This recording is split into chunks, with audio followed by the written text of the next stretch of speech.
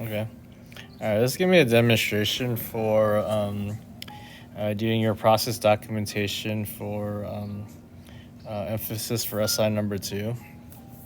Okay. So at this point now, or if you haven't done this already, you want to make a splash page specifically for SI number two, whatever your emphasis is gonna be. So this is like kind of going back to the warm up that we looked at, watched the video on this individual or this person that did the different drawings of the sharks.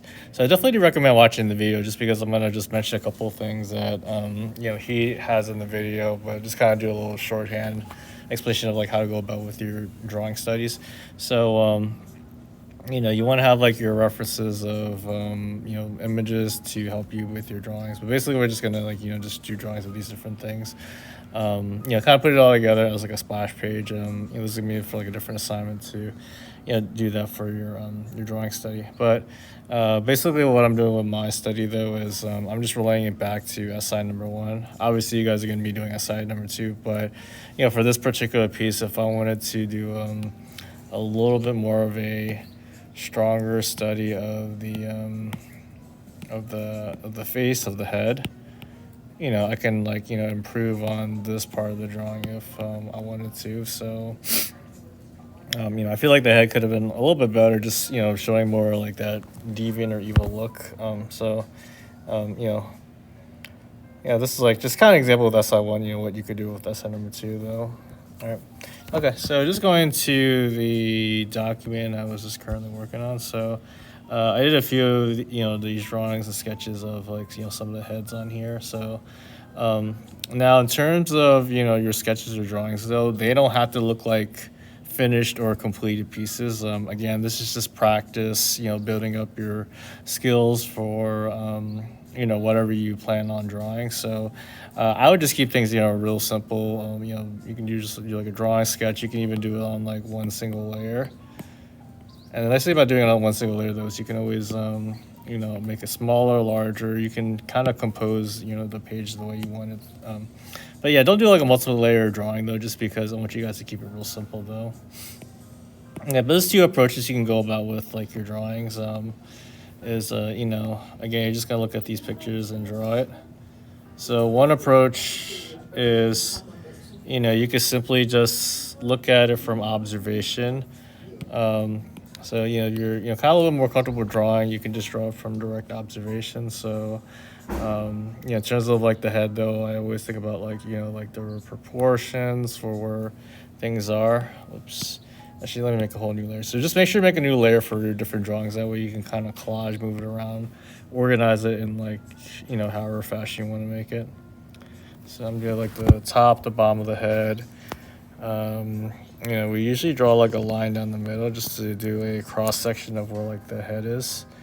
And eyes usually kind of fall in the middle here. The nose is like in between the middle of the bottom of the chin and the eyes, and the lips like around here. So again, I'm just roughing this out. Again, these drawings that you guys do, okay, keep them quick, keep them loose. Don't get too committed on like the lines that you make. So I'm just kind of letting the lines be like where they are. So kind of treat it as if it were more of like a gesture drawing, like we were doing before. So just kind of commit with the lines that you have. Part of this practice too is you want to build your skills and your speed in drawing. As like the quicker you move, the more fluent you are. The better you'll get at the drawing. Okay, so don't worry too much about like the way it looks, but just kind of like just make sure you're looking back at your drawing. You're drawing from observation. So I can already see right here I need to like actually make this a little bit smaller. So the nice thing about like making it on like one separate layer is you can always click on the move tool. You can move it around and make it a little bit smaller, just like it fit the top of my head on here. Okay, but this takes practice though, so don't feel bad if it doesn't look good the first time. But the idea though is the more that you draw though, the more practice you have, the better that you'll get. So the top of the hairline's like right around here. But you kind of get the idea though. I'm just drawing where things need to be. And again, I'm doing this all on one layer. Okay, so don't worry too much about the lines that you make. We can always erase and clean it up as we're drawing. So ears are kind of like the bottom of the nose is what like the bottom of the ear is. And if it doesn't look exactly like the picture though, it's fine. As these are your own drawings. If we really wanted to copy things exactly, then we could just use photography. You could just like literally trace the drawing. But I want you guys to try to move away from tracing though, just because the AP scores love to look at that. You're able to draw from observation. And these AP scores, they're more old school types of artists, so they like the ability to see like if students can draw from observation. So now I can kind of go into more of the details now that I laid everything out. But you're just drawing what you see. Okay. So I could actually work on this drawing more, but this is like, or I'm just gonna stop at this point. So I can just erase these lines that I have here, or you can keep them. It's up to you. But I usually like to erase the lines here. Okay, so it's pretty good though for like a quick drawing. Other ways you could do your drawings too is if you want to do like a little bit of a hybrid of like the two things, you can insert the photo like before, and I don't mind if you want to just like trace the what they call the guidelines to help you with your drawing. So again, I'm gonna make another layer here. So again, I'm following this like a little cross section of like the face. So it might be a good idea to look at like how to draw like images to give you an idea of like where things fall in the face. But for like this particular one here, again, just making sure it's on a different layer.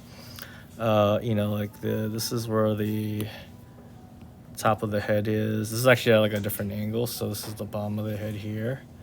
So eyes are kind of like in the middle here. The nose is a little bit halfway, but since it's at an angle though, it's kind of protruding upward this way. That's the reason why it's like proportions are a little different. So just drawing where things would be. So this is like the ear, the neck. Okay, but I'm still using like this same guide though. The eyes would be like around here. So this is just to kind of help me figure out like where things are when I do my drawing. So I could just hide this layer, and now I have like a pretty good guide. And then just go draw from observation. So if you need this to help you a little with the drawing, that's completely fine. But when it comes to like the details though, I want you guys to try to draw that part from observation. Okay, so if you can't really draw it like perfectly at the beginning like I did before, draw from observation. So in my many years of drawing the face though, I noticed little things like the top lip though actually has like shadow on the bottom lip. So that's why it's always like in shadow on the top lip though, because it's kind of protruding out. But you'll notice little details of like stuff like that when you work on your more of your drawings. I wouldn't have known these little things about the head unless if I've drawn it like a bajillion times, which I have, because it's like one of the things I like drawing is like portraits and people, and then like certain wrinkles. They help to create like the shapes and forms of the face, the hair itself. You have like a hairline, and then there's like hair that kind of falls on top of the head. So if this is easier for you to, get a feel for like the drawing and stuff, you could do it this way. Even like the close here, I'm gonna just kind of figure out on my own. So I'm kind of just going really quick and sketching it. So, kind of use like what we did with like your gesture drawings. And then, after you're kind of done with like this point here, you can just kind of fine tune it even more. All right. Okay, but again, don't fall in love with the drawings. I think that's really important to think about. You can always clean it up, work on it more. And, another thing you do too is you can kind of go back and forth with like the drawings. Kind of jump, to different drawings. So if you feel like you're stuck in one drawing, you can work on another. So, that's a good practice to do because, there are going to be times where you're like, man, I don't know what to draw for this anymore. So, just move on to the next piece. And if you get stuck on this one, then, move on to this other one here. Okay, but just be careful though, because I didn't realize I was on different layers. And, sometimes you can get really lost like that, which is, completely fine. But, just make sure you're on the proper layers though. All right.